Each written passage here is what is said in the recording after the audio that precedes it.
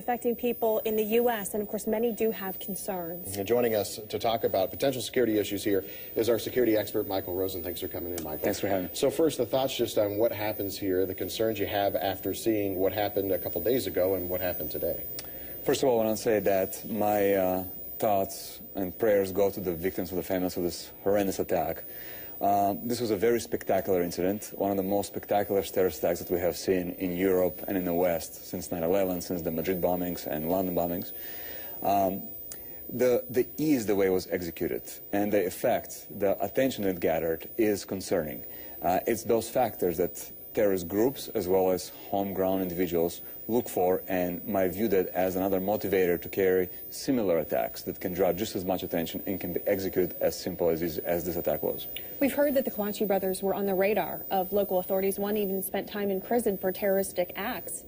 And the attack in Australia that happened not too long ago, the suspect there was also on the radar of intelligence officials. So if they're on the radar, why are these attacks still happening? From the intelligence standpoint, intelligence agencies doing their best to try to identify and intercept potential perpetrators. But there are so many people on the radar.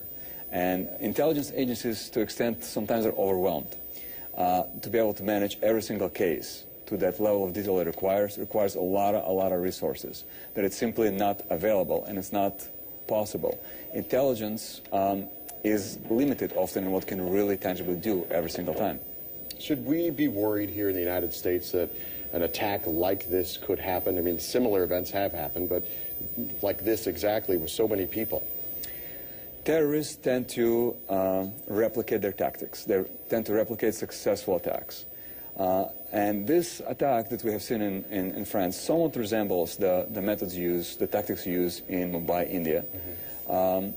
And, you know, from that perspective alone, we see that there's a tendency to replicate this tactic.